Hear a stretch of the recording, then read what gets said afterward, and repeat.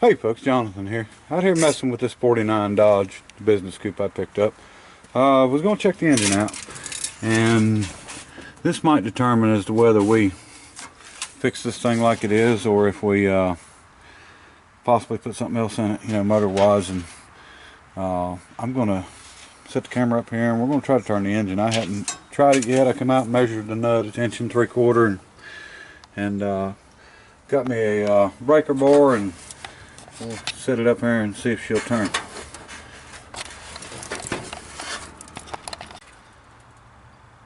Now I tried to turn this thing by the belt and the fan and couldn't do it, so I'm not saying for sure it's stuck, but you know, it's a little tight for sure if it ain't stuck. So let's see what we got.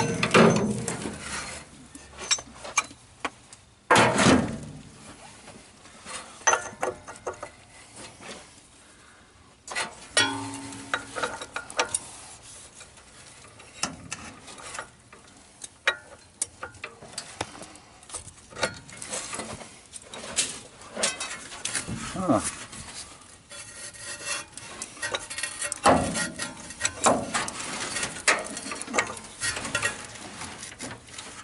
I think she's in gear.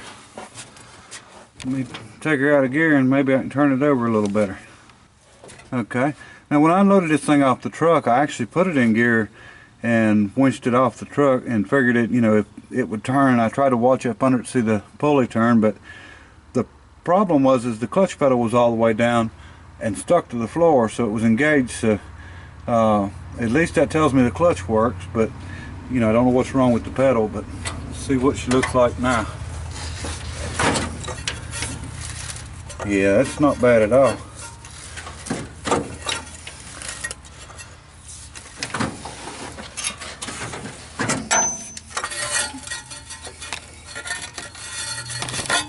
Didn't mean to hit you there.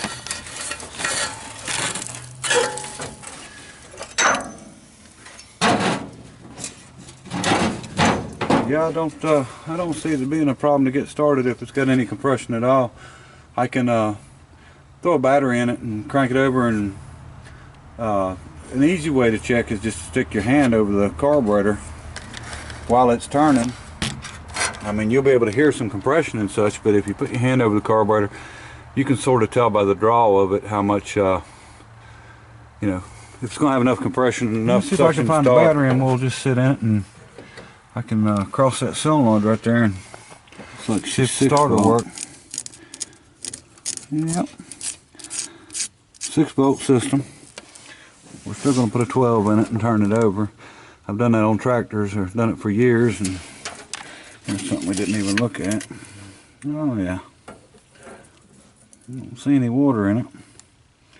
Nice and black. Don't look bad though.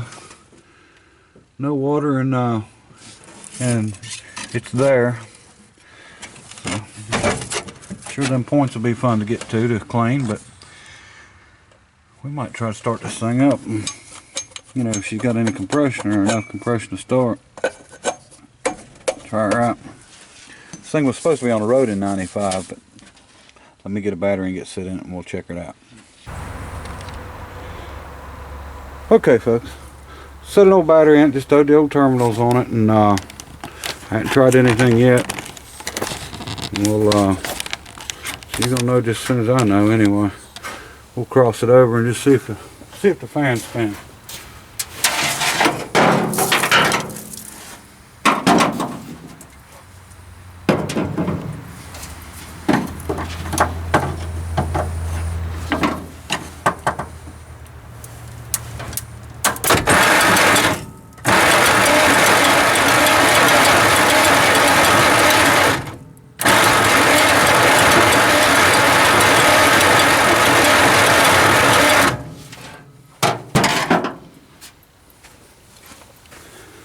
Well, it's turning, but it sure does sound bad. Starter, don't sound like it's engaging in the teeth right, so we'll have to pull that out and take a look at it. It's hard to say with that setup they've got on it with the 4-speed and such, but either way, we will, you know, some of these cars, of course this one don't have any brakes on it, but it'd be nice to be able to pull start it. It's a lot easier on the starter, but they usually start quicker that way. But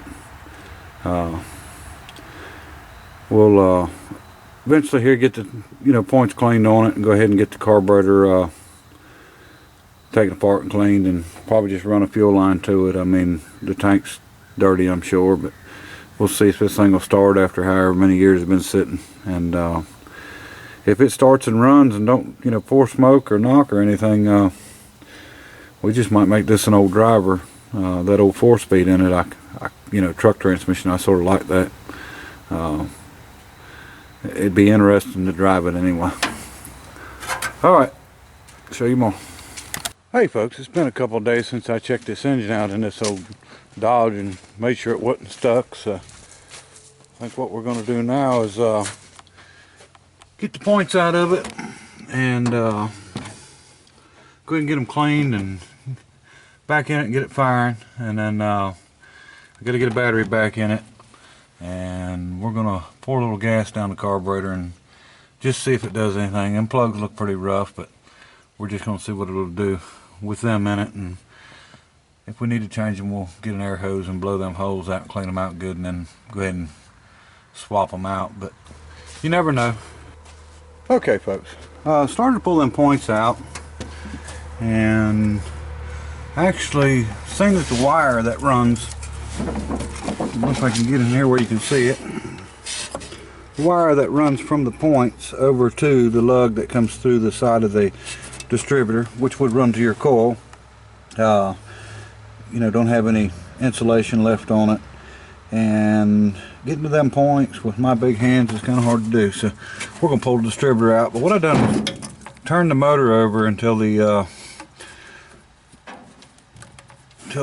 rudder button was pointing exactly forward, and that way when we pull the distributor out, it'll be easy to put back into the same place. But I'll go ahead through and check everything in the distributor, make sure there's nothing grounding out, and get it all right before I stick it back in. And luckily you can even adjust the points, because that's not in a good place to get to at all. But show you more in a little bit. Okay folks, we've got the distributor out with no problem, and I'll show you what I was talking about on the wire. You can see it's a lot of the insulation missing on it, which is not a big deal as long as it's not touching. But then you've got to worry about anything in here grounding out to the distributor, because you don't want that. This is actually a ground wire, and what this is for is to ground the distributor to the distributor or the points plate, because this has got a vacuum advance.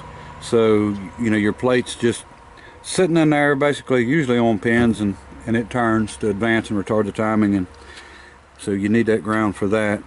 And the points, as you can see, are very corroded up and dirty, so we're going to get them all cleaned up, and we'll get it readjusted, and we'll check that condenser and put it back in there and see how she does.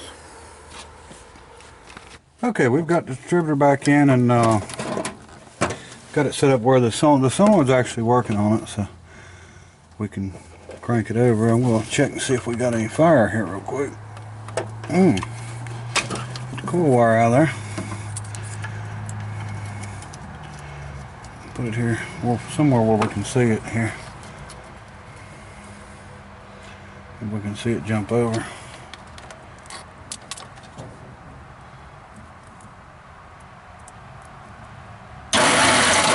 Yeah, we got one anyway.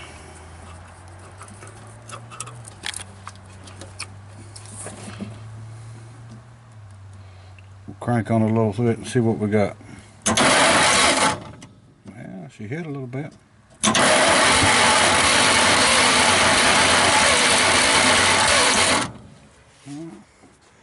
She's hitting. I put just a little bit of gas in the bowl on it. Let me hang this camera up here a little bit, and we'll see if maybe we can get it to fire up.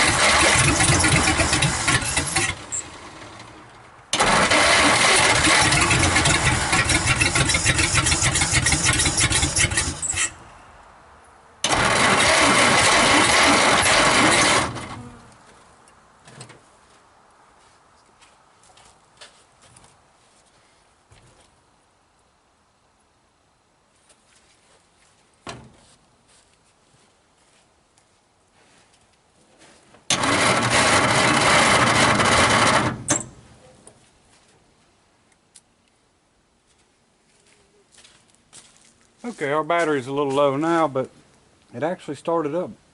I see an oil leak on the far side. We probably got a hose for that oil canister cracked or busted, so we're gonna have to get that taken care of, but we'll show you more here shortly.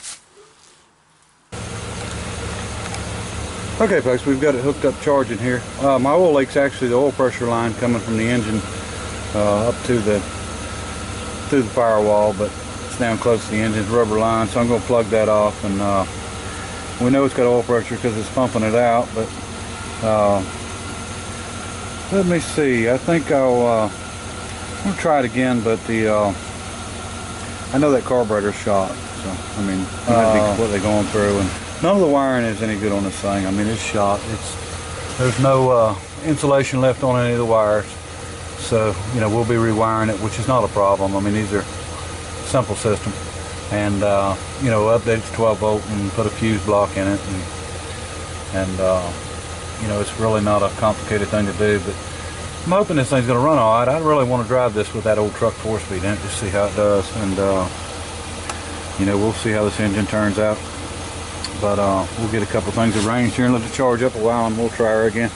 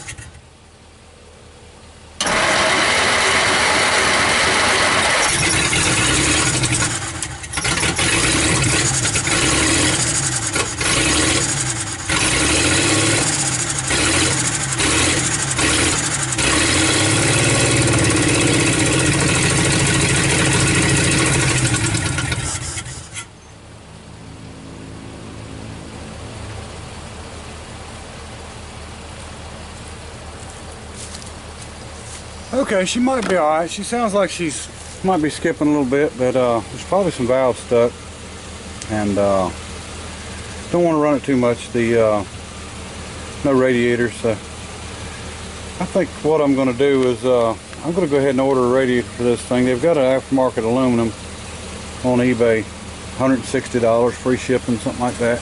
And the reason I'm going to do that, and it's actually for an original 6-cylinder car, but one of the reasons I don't mind doing it is because I actually found a government surplus engine in the crate with the dyno sheet. I think they've remanufactured, I would say, but comes with dyno sheet and all the information, and it's still in the crate. So fellow wants $250 for it. So, you know, I don't think I could get hurt by putting a radiator in this thing and trying it out. I mean, I'd love to save $250, but then again, you know, I may be better off in the long run buying the engine. But so we're going to leave this old 6-cylinder, and we might build an intake and header for it or something like that, play with it a little bit.